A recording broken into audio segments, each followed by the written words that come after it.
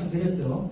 부지식과 신지식을 이전 정보와 관련해서 새 자료를 이전 정보와 관련시켜서 특정 관계를 지니도록 하는 인지세상이다라는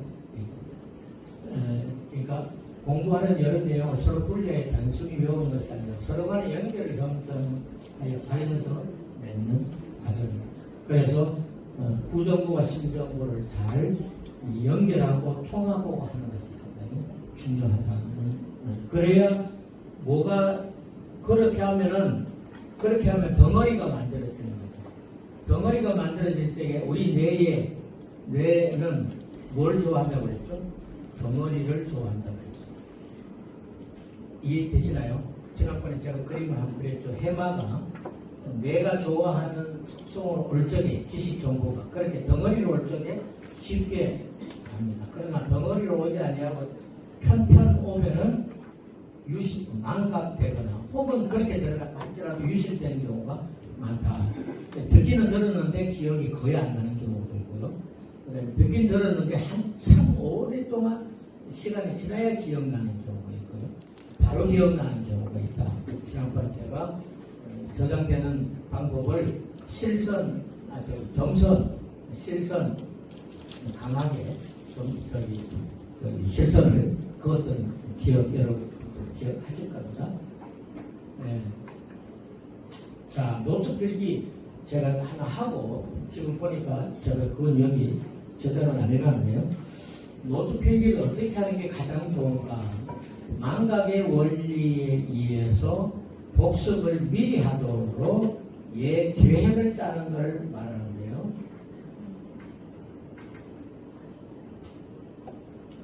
저는 초등학교부터 상봉 노트를 썼으면 좋겠다라는 생각을 가지고 있어서 주로 이제 상봉 노트를 많이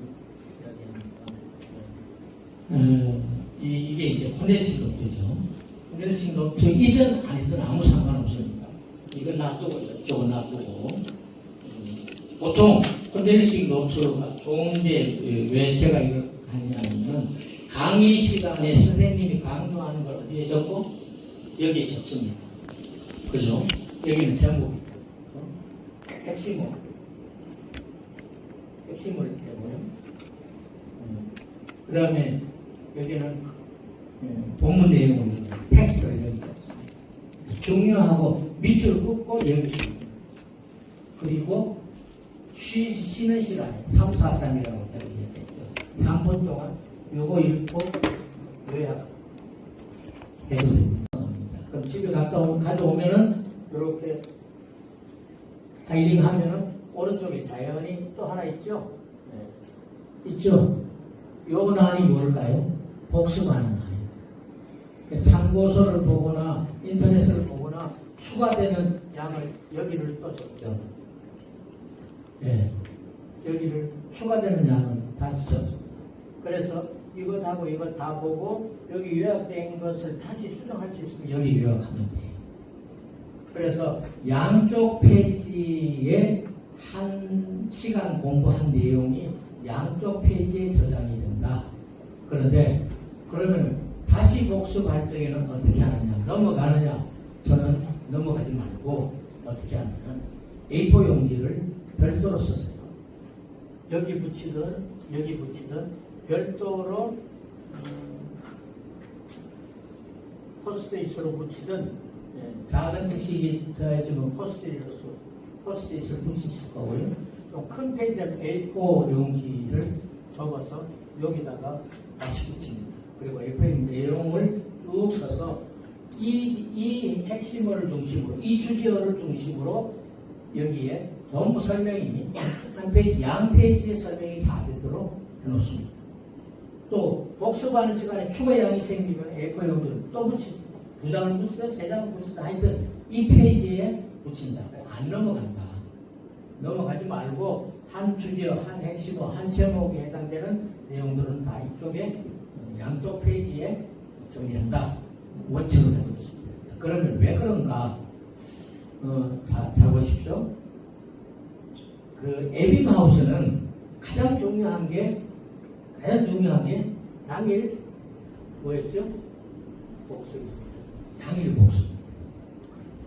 당일 복습을 포함해서 전후로 4 내지 5회 복습하는 시간을 가지면은 완벽하게 뇌에 저장이 된다라는 것을 발견해서 에빙하우스 아까 망각의 복선을 보셨을 겁니다.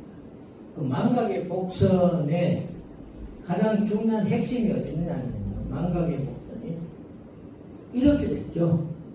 맞습니까? 예, 복습하면은 올라갑니다. 이렇게 돼요. 만약에 이렇게 복습했는데 여기서 복습합니다. 그럼 이렇게 올라가면은 이렇게 되죠. 맞나요? 그러면은 한 달 후에 기억하고 있는 양이 어떻게 더 많은가요? 복습했을 때 기억량이 더 많죠. 맞나요? 네. 시간이 경과해요. 발전이. 그런데 가장 중요한 게 뭐냐? 이 곡선의 특징이 뭔가요? 변곡점이 어딘가요? 이 점이죠.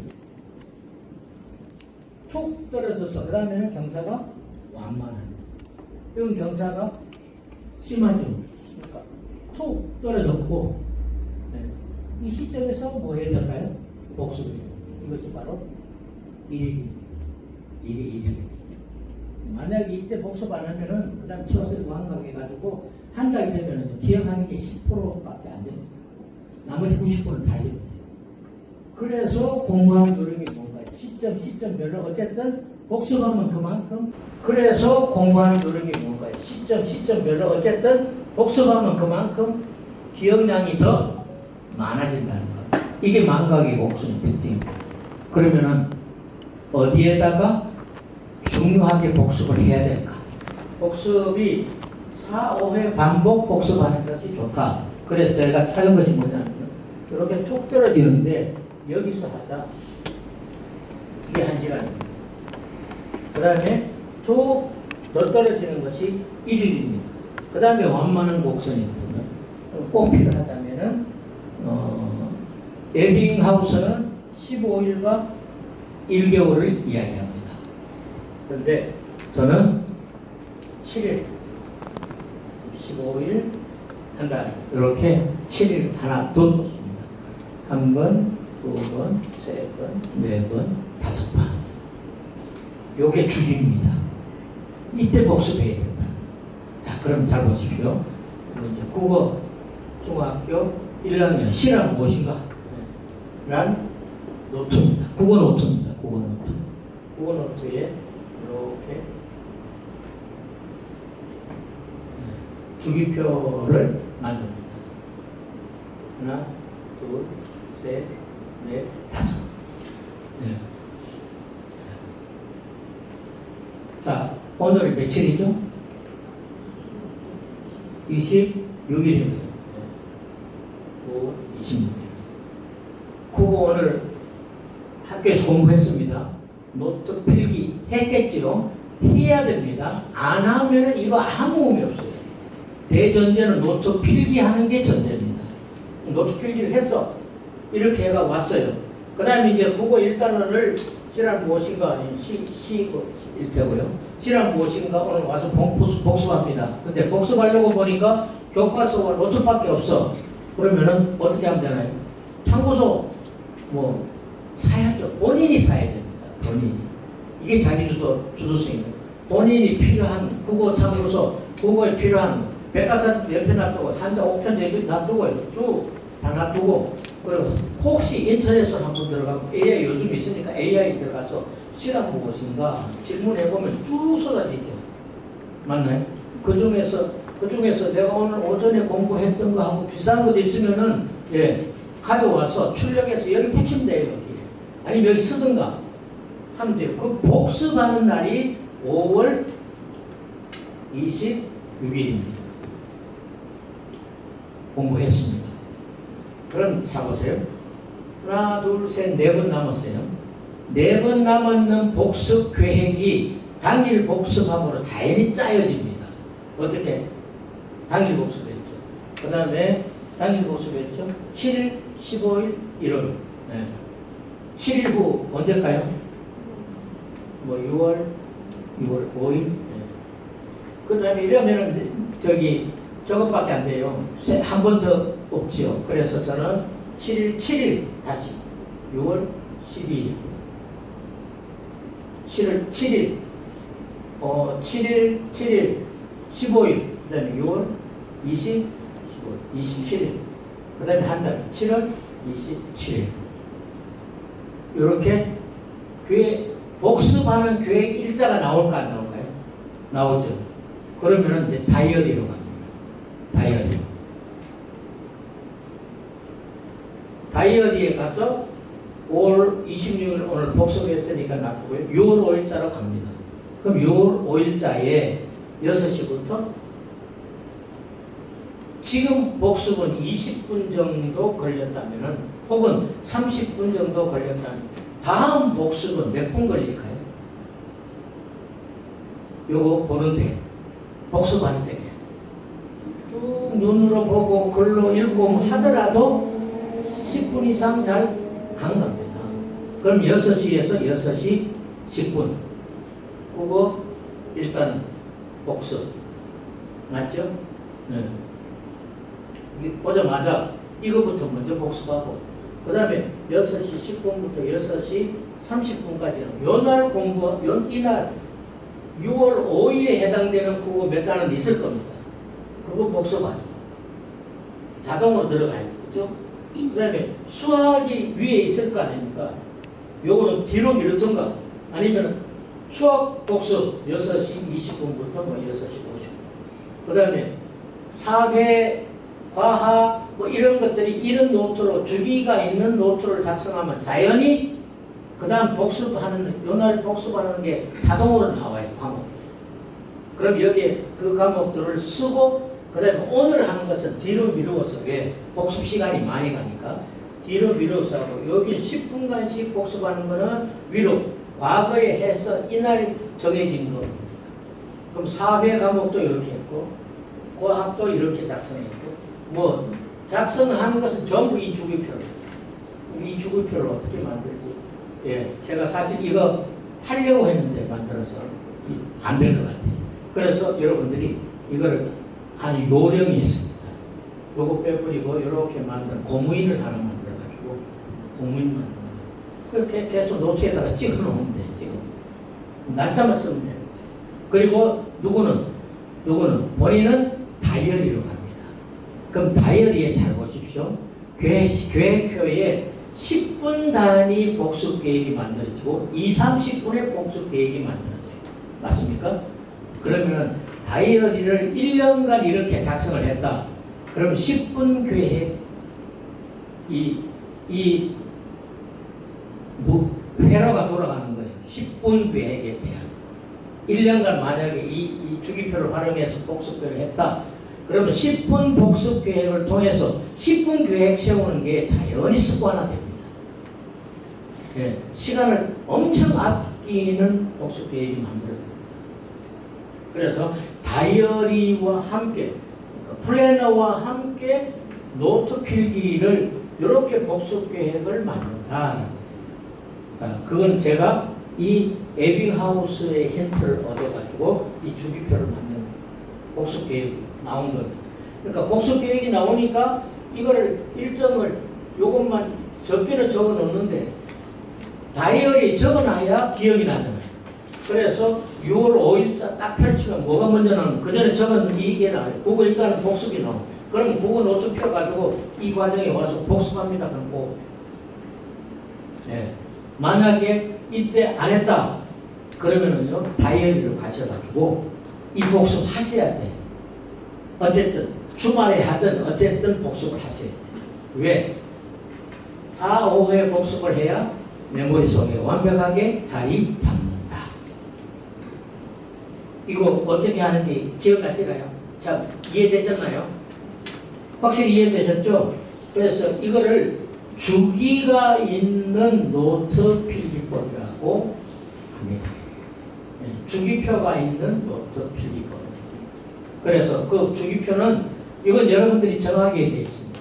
저는 에빙하우스에서 보십시오. 1시간, 1일, 7일, 15일, 한 달 하든가 아니면 7일, 7일, 15일, 한 달 하든가. 이렇게 복습하면, 이렇게 복습해 놓으면 중간고사, 기말고사 따로 공부할 필요 없습니다. 이거 그대로 그냥 가면 돼요. 자, 그러면 여기에 있는 한 시간은 어떻게 하느냐? 바로 여기 자체에서 한 시간은 무슨 의미일까요? 45분이든 50분 수업이든 수업 내용을 뭐한다? 적는 걸 말합니다. 그리고 땡땡땡 치면은 그때 요 내용을 여기에 뭐 쓰기? 요약하기 쓰기. 이게 2 내지 3분 걸립니다. 요약하기 쓰기. 이게 1시간 기억하는 거예요. 이미 여기 노트 하면 이래도 그 다음에 이래도 요거 작성해서 옆에 작성하는 것이 2회도 3, 4, 5, 6회도까지 이렇게 하면은 그 개념에 대해서 정확하게 완벽하게 되것이 됩니다. 그리고 이걸 통해서 주기가 있는 노트 필기를 통해서 옆에 있는 뭐가? 다이어리, 플래너가 정확하게 만들어진다. 여러분 이거 한 달만 이렇게 작성하면 뒤에 쭉 정해집니다. 이미 다이어리가 1년 계획 속에 쭉 나와 있어요. 이미 정해져 있어요. 쭉 써놔야 돼요. 자동으로 다음날 일주일 후에 공부하는 계획이 자동으로 나오고 일주일 후에 공부하고 보름 후에 한 달 후에 공부하는 계획이 복습 계획이 이미 그 다이어리 속에 쭉 포함되어 있어요. 그러니 이 복습은 10분간 복습하는 거예요. 뭐 하는 게 10분인가요? 요거 다시 읽는 게 10분입니다. 첫날 복습은 시간이 많이 걸리지만은 2회, 3회, 4회, 5회째는 시간이 안 걸린다. 10분 이내로 다 끝납니다. 그래서 이렇게 해서 내 뇌회로를 시간적인 뇌회로를 그렇게 만들어 놓는 것이 참 중요하다는 거예요. 이것만 잘 훈련시키면요 초등학교 때 이 공부만 시켜놓으면 자기주도 학습 저절로 틀을 가지게 됩니다. 그러니까 이런 것을 주의하셔야 된다. 하시려면은 이렇게 한번 해보시는 게 어떻겠는가 제가 제안을 합니다. 그러니까 여러분들도 자녀들이 잘할 수 있는지 한번 고민해 보시기 바랍니다. 그 다음에 정교화에 PQ4R이라는 것이 있습니다. 이게 뭐하고 관련했냐면 책 읽기, 독서하기와 관련했습니다. 책 읽기 할 적에 어떻게 읽느냐가 중요합니다. 자, 우리나라 사람들은 책 읽기를 어떻게 하느냐면 바로 read, review, recite, reflection 합니다. 보통 책 읽기를 이렇게 해요. 근데 PQ3R이라고 하는 이걸 이렇게 묶을 수도 있고 이렇게 묶을 수 있어서 3R이라고도 하는데 원래는 PQ4R입니다. 자, PQ4R, PQ3R로 표현하는 것이 있는데요. 이것도 세계 공통 지식입니다. 공통입니다. 정교화에 나오는 공통 프로그램입니다. 누구나 다 합니다. 네, 특별히 유럽에서 책 읽기는 어떻게 하느냐면 PQ를 먼저 합니다. 이것이 책을 잘 읽는 요령이에요. 우리나라 사람들은 이렇게 안 읽어요. 그냥 책 갖다 놓고 읽자라고 여기부터 시작합니다. 여기부터. 그렇게 하지 마시고 정교화가 되려면 지식이 정교화가 되려면 이렇게 해야 됩니다. 이 책 속에 있는 지식, 콩쥐 팥쥐든 무엇이 됐든 그 책에 있는 지식이 정교화 되려면은 이렇게 읽어라. 먼저 책을 읽기 전에 프리뷰를 합니다. 프리뷰가 뭔지 아시나요?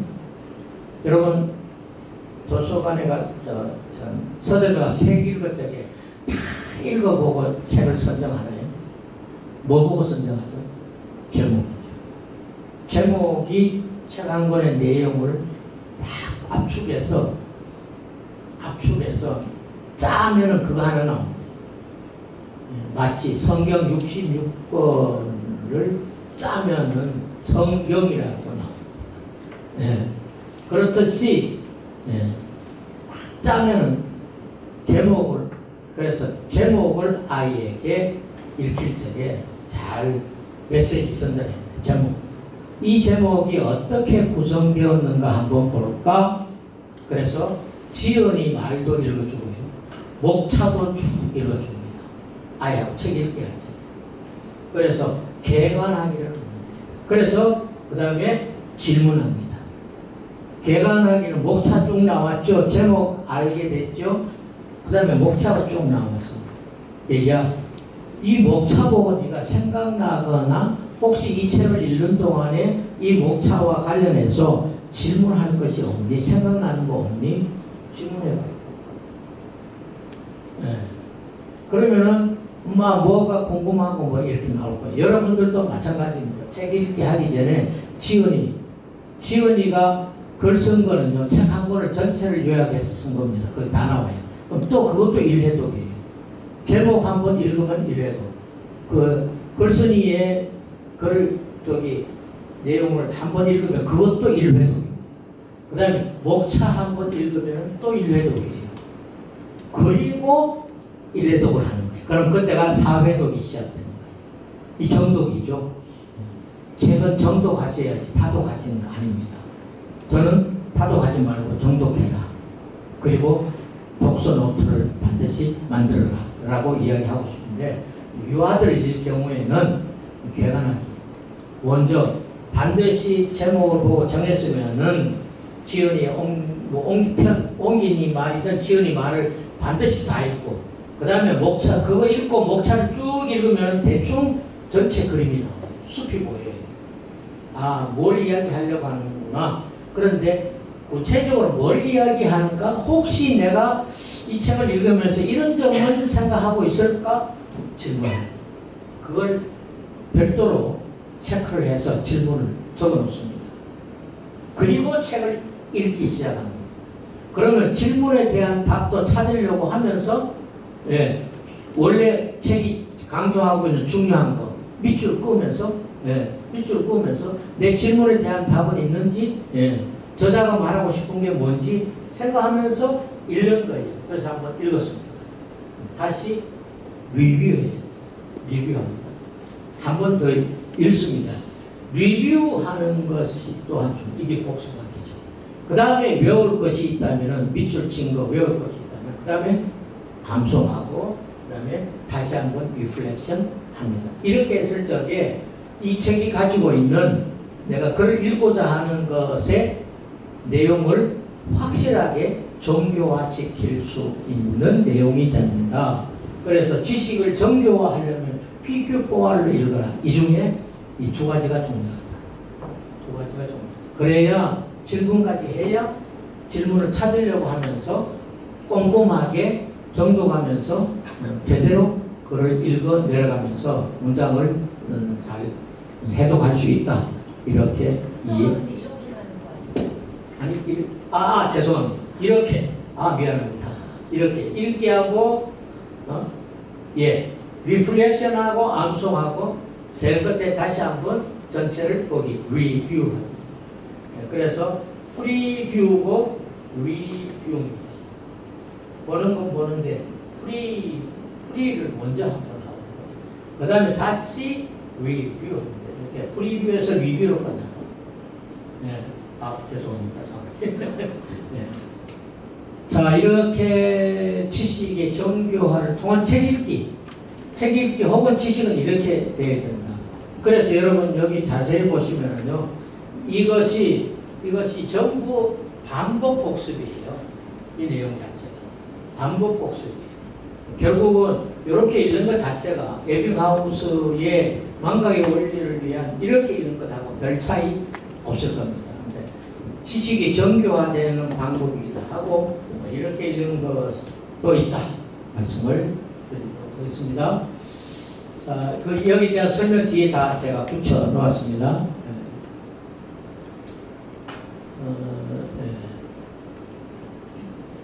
그리고 이제 정교화 지나면은 뭘까요? 바로 조직화. 바로 토니 부장이 생각 정리하는 기술이다 해서 마인드맵을 개발했는데요. 중심 이미지가 두 가지가 있고 두 가지가 있습니다. 그리고 세부 가지가 있습니다. 두 가지는 두껍고 갈수록 얇습니다. 지식이 가장 중요한 것, 중심 이미지를 쓰는 두 가지를 쓰고 2개가 됐든 3개가 됐든 4개가 됐든 5개가 됐든 쓰고요. 그 다음에 이 두 가지가 있습니다. 두 가지는 이렇게 써도 되는데 세부 가지가 있을 텐데 세부 가지가 없고 부 가지가 있으면은 여기서 이렇게 그려야 됩니다. 주 가지는 이렇게 붙습니다. 그 다음에 만약에 조금 하나만 있다면요, 부 가지가 하나만 있다면은 위로 올라갔다가 수평으로 이렇게 했으세요. 내려왔다가 수평으로, 네, 내려왔다가 수평으로. 왜 수평으로 해야 될까요? 여기에 뭘 써야 됩니까? 설명을 써야 되기 때문에. 이제 이 두 가지는 그냥 해서 위에다가 쓰시면 되는데, 아니면 이쪽에 써야 되는데, 이 보조가지가 끝이는 이제 세부 가지가 있다면 다시 이렇게 가서 역시 수평으로 이렇게 다 수평으로 글을 쓸 수 있도록 그렇게 만드시면 된다. 일단 주 가지, 부 가지, 세부 가지로 점점점 약해진다. 글을 쓸 적에 그 위에를 써야 되니까 가능하면은 수평으로 갔다가 이렇게 갔다가 이렇게, 그 다음에 이렇게 갔다가 이렇게, 그 다음에 이렇게 그렇게. 그래서 글 쓸 자리를 줘야 된다. 이렇게 하면 글 전체가 보이죠. 숲을 보는 개념입니다. 운에 활용하는 거죠. 그리고 이거 하나하나를 보는 것이 잔해 활용입니다. 운해와 잔해를 동시에 활용하는 필기법이 바로 이거다라고 생각했습니다. 네, 뭐 이렇게 하나의 예입니다. 예. 이것도 마찬가지입니다. 같은 방법이다라고 보시면 될 것 같습니다. 예. 이렇게 표현해도 마찬가지입니다. 예. 어쨌든 한 장이 끝나면은 한 챕터가 끝나면은 한 장에 한 장에다가 이렇게 잘 정리하도록 만드는 아이들이 정리하는 습관도 생기게 되겠죠. 자, 그 다음에 이제 행동 요인이 왜 필요하냐? 플래트 현상을 예방하기 때문에. 플래트 현상은 뭐냐면요, 이렇게 열심히 하다가 쭉 안 해. 또 열심히 하다가 또 안 하고, 이런 현상이 생깁니다. 만약 이걸 잘 극복하면은 쭉 이렇게 올라가요. 예. 요 시기에, 예, 여기 있네요. 요 시기에는 아무리 공부해서 실력이 오르지 않는다. 플래터가 다 어느 누구한테도 있습니다. 그런데 요 현상을 나타나지 않게끔 관리를 하는 것이 필요하다라는 말씀입니다. 그래서 행동 조절이 필요한데, 행동 조절은 세 가지입니다. 시간과 공부 조절이고, 노력 조절이고, 하나는 학습 행동 조절입니다. 이 세 가지 요소로 구성되어 있습니다. 한번 보겠습니다. 시간과 공부 조절, 이렇게 시간과 공부 조절. 시간과 공부 조절은 무슨 의미를 말할까요? 시간 관리를 잘한다. 시간 관리를 잘하기 위해서 저는 바로 이 주기가 있는 노트 필기를 하면은 시간 관리 저절로 하게 됩니다. 네, 여러분, 자기 주도성 있다라는 얘기는 뭘 이야기할까요? 내 몸을 잘 관리하는, 주도적으로 관리합니다. 그 다음 내 몸의 행동을 조절합니다. 그 다음에 이 행동이 목표를 향해서 가게 합니다. 그 다음에 그 행동이 목표를 향해서 가는데 시간 구분에 따라서 어떻게 할까를 결정하게 만드는. 그래서 시간 관리를 잘 조절하게 된다. 예, 그걸 학습하고 시간 관리를 연결시켜서 하는 것을 시간과 공부 조절이라고 합니다. 결국은 효과적인 시간 관리, 학습 관리를 하고 있는 사람입니다. 부족한 과목이 무엇이며 그 부족한 과목에 대한 시간을 더 투자하거나 공부 방법을 달리해보는 것 등으로 자신만의 전략을 구성하는 것입니다. 아까 제가 잠시 이야기를 했는데 복습을 오늘 못했다. 그럼 주말에 하든가 시간을 정해야 돼요. 여러분, 공부 잘하는 친구는 시간 관리를 잘합니다. 시간 관리를 잘한다는 얘기 또 무슨 얘기냐 하면 똑같이 학교에 가 있는 시간은 똑같아 동일해요. 시간 관리 잘한다는 친구는 무엇일까요? 집에 와서 자기만의 남은 시간을 학교에서 공부하는 시간 이외의 남은 시간을 내가 어떻게 효율적으로 관리하느냐가 시간 관리 잘하는 사람이에요. 맞나요? 그렇다면은 공휴일, 주말, 토요일, 주일, 일요일 맞나요? 네. 갑자기 6월 3일은 뭐였죠? 선거일이죠. 그럼 뭔가요? 공휴일이죠. 갑자기 이런 공휴일. 그래서 공부 잘하는 친구는 6, 3이 갑자기 임시 공휴일로 딱 떴어. 그럼 그때 내가 그 하루는 학교 안 가니까 다른 애들 다 학교 안 가요. 진도가 안 나가는 날이야. 어찌됐든 맞죠? 그럼 내가 그때 복습을 좀 더 해야 되겠다. 그때 무슨 책을 읽어야 되겠다. 그때 뭘 해야 되겠다가 딱 떠올라요. 그 계획서에 넣죠. 여러분 평소에 우리가 추석 명절, 방학, 그 다음에 명절 때 전부 학교에 안 가는 시간이잖아요. 학교에 안 가는 시간 제가 찾아보니까 학교에 가는 시간보다 더 많은 것 같아요. 그러니까 왜냐하면 방학까지 다 포함하면 아이들이 학교 안 가는 시간이 더 많아요. 그럼 결국 학교에 안 가는 시간을 어떤 계획을 세워가지고 어떻게 공부하느냐가 상당히 중요합니다. 그럼 공부 잘하는 친구는 시간 관리를 잘하는 친구. 공부 못하는 친구는요, 그 시간에 같이 놀아요. 공부 잘하는 것과 못하는 차이, 복습을 많이 하는 것과 하지 않는 차이, 맞나요? 그러니까 짜투리 시간을 얼마나 잘 활용했는가의 차이가 공부 잘하고 못하고의 차이가 비례합니다. 맞을까요? 그렇다면은 부족한 과목은 언제 투자할 것인가? 잘하는 과목은 얼마나 잘해서 내가 전 세계 1등 할 것인가? 그런 계획을 세워. 부족한 과목은 무조건 보충해야 되고, 잘하는 과목은 내가 전 세계에서 1등 하자는 생각으로 공부를 해야 돼요. 그러기 위해서는 시간을 더 투자해야 되겠죠. 더 심화 학습해야 됩니다. 참고서 더 찾아보고, 문제집 더 풀고, 인터넷 더 활용해보고, 그리고 선생님한테 더 가서 물어봐야 되는 거예요. 이것이 시간과 공부적입니다. 시간 관리를 하는 사람은요, 앞으로 건강 관리, 목표 관리, 모든 자신의 인생 관리를 다 하시는 사람으로 발전합니다. 시간 관리가 유아 때, 초등학교 때, 중학교 때 시간 관리가 상당히 중요합니다. 주도성 있는 친구는 시간 관리 한다니까요. 그래서 시간 관리가 앞으로의 모든 관리에 우선이 된다는 거 중요합니다. 시간 관리 핵심 요소, 따뜻 시간 활용 전략이 많습니다. 버스나 전철을 타고 가는 시간. 저희 외손녀가 제일 큰 놈이 그래요. 화장실 가서도 책 들고 앉았어. 그래, 화장실에서 한참 있다 나와요. 걔는 책을 놓는 경우가 없어요. 의대 간 친구. 그러니까 책을 놓는 경우를 내가 보지를 못했어요. 엄청 이거 안 떼. 책에서 눈을 안 떼요.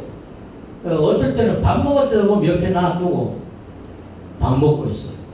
그래서 내가 너는 공부를 할 놈이고 공부를 할 줄 아는 놈이구나 라고 생각했어. 그래서 내가 의대는 분명히 갈 거다.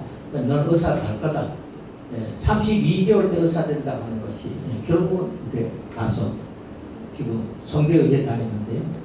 다시 서울대 의대 가려고 지금 공부 안 하고 막 그러니까 남은 시간 공부해서 내년에 한 번 더 치겠다고 얘기하더라고요.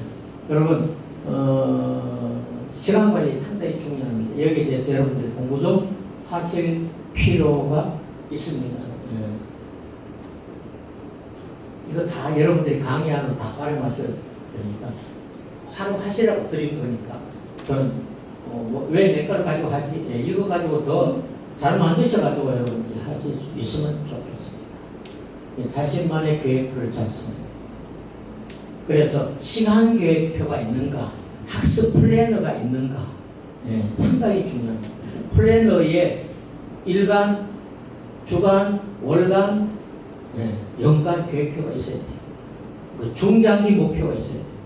여러분, 중장기 목표가 있는 사람, 연간 계획이 있는 사람, 월간 계획부터 시작해 주간 계획, 일간 계획 나올까 안 나올까요? 자동으로 나오게 되어 있습니다. 그래서 계획이 정해지면, 목표가 정해지면은 그 목표는 뭡니까? 장래에 이루어질 거거든요. 현재와 미래의 갭이 바로 뭘까요? 계획입니다. 계획. 목표와 현재 사이는 시간 단위로 나눌 수도 있고, 주 단위로 나눌 수도 있고, 월 단위로 나눌 수도 있고, 연 단위로 나눌 수도 있습니다. 맞습니까? 거기에 따른 계획을 반드시 만드는 친구, 이렇게 계획을 세워서 공부하는 친구, 메타인지하는 친구입니다. 아까 메타인지 첫 번째로 뭐였죠?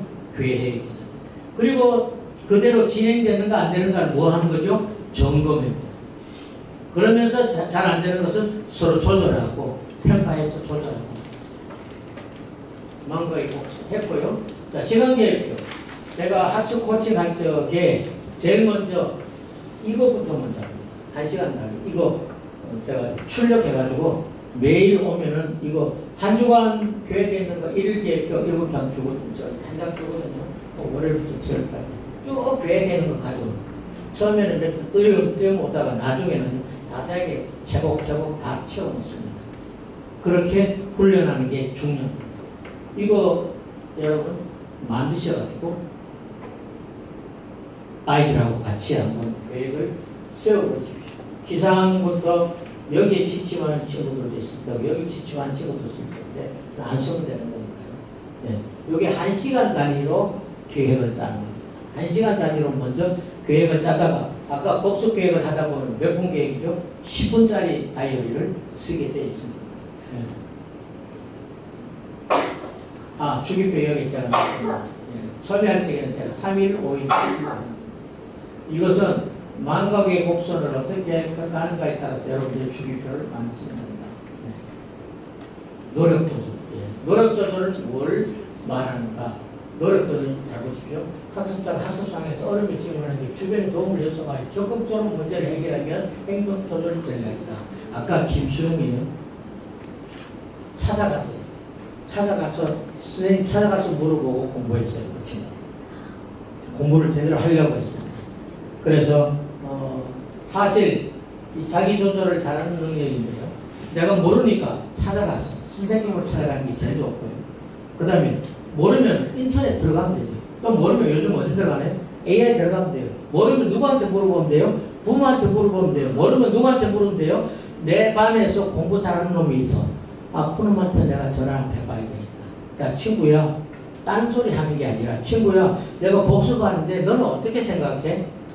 이렇게 질문하고 대화하고 소통하는 자세가 중요합니다. 근데 우리는 만나면 무슨 이야기 하죠? 딴 이야기 하잖아요.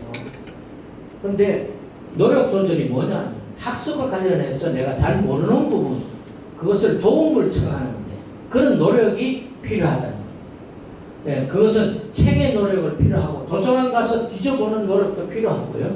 공부 잘하는 아이는 그래서 도서관 다니는 거 아닌가? 뭐 때문에? 이걸 해결하려고. 그런 노력 조절이 결국은 뭐하게 한다? 인지를 높인다. 그런 행동 요인이 인지를 높인다. 이런 거 아니에요.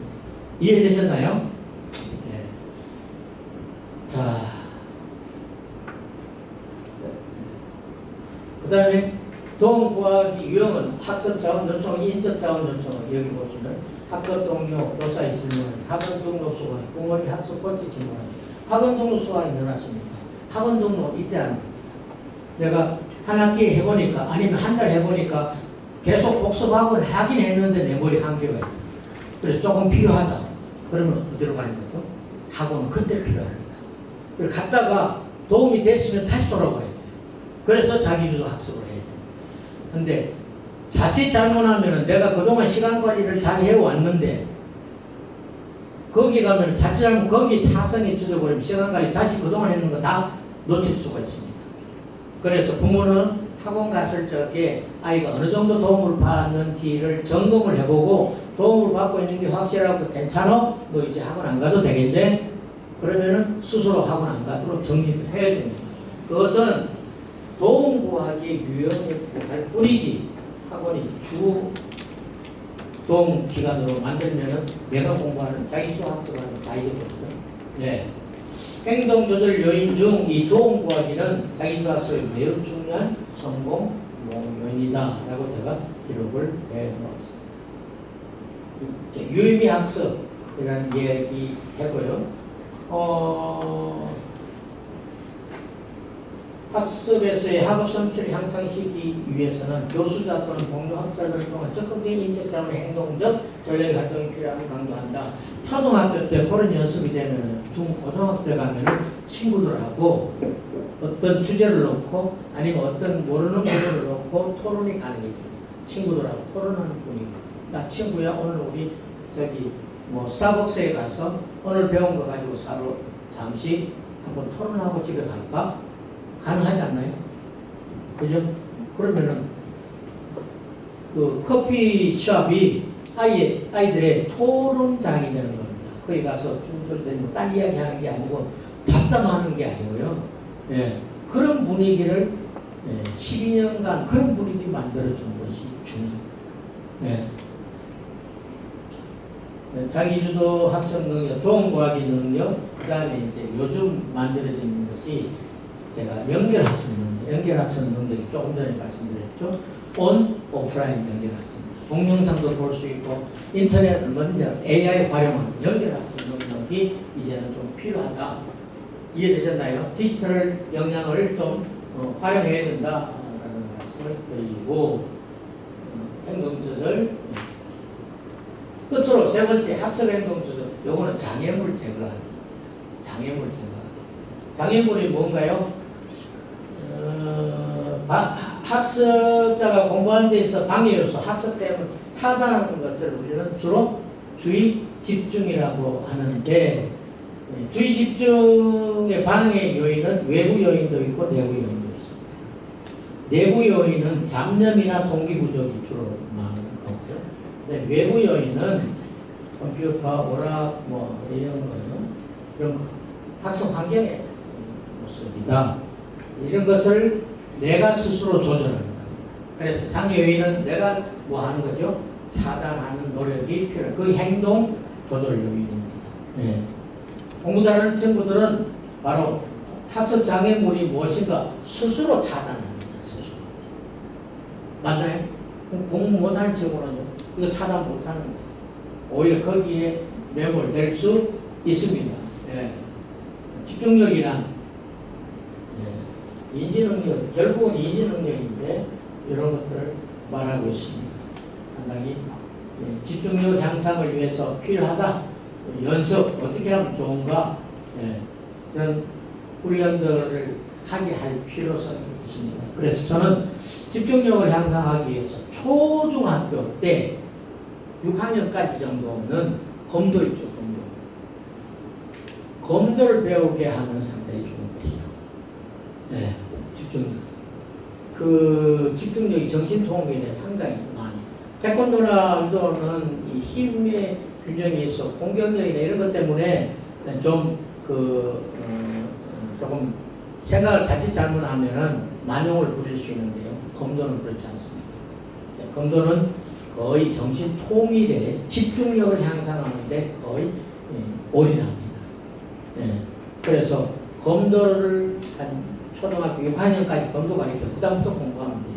근데 이제 운동선수 되려고 하면은 초등학교, 자퇴를 중고등학교, 대학 계속 가야 되지만 그렇지 아니하고 공부하는 친구들은요 어떻게 하면 초등학교 6학년 때까지 체력을 단련시키는 쪽으로 훈련시키고 중고등학교 때는 공부시켜야 돼요. 예. 그리고 평소에 이제 신체 관리를 하도록 만드는 게 중요하지 않을까. 집중력 훈련 방법이 몇 가지 나왔습니다. 반드시 책상에서 집중하는 공부 중요하다고 얘기합니다. 우리 집중력 발휘하지 못하는 것을 우리는 뭐라고 하나요? 그죠? ADHD, 주의력 결핍. 그러면서 과잉 행동을 하는 것입니다. 대부분 요즘 아이들이 ADHD가 거의 다 있다. 저는 거의 다 있다고 봅니다. 약한 ADHD가 있죠. 그러므로 그 이야기는 결국 뭐냐, 학습 장애 현상입니다. 그러니까 매일매일 유의미 학습이 안 일어나고 있다. 그렇다면은 성공적인 친구들은 그 중에 10명 중에 1명 정도는 그거 무시하고 열심히 공부하는 친구들 아닐까. 그 친구들이 결국은 나라를, 조직을 이끌어가는 리더자가 됩니다. 저는 여러분들의 자녀들 또한 그렇게 훈련 잘 시켰으면 좋겠다는 생각이 있습니다. 몰입, 칙생비하이가 아주 몰입에 대해서 엄청 연구를 했죠. 여기까지가 제가 바로 3요소를 중심으로 강의했던 내용입니다.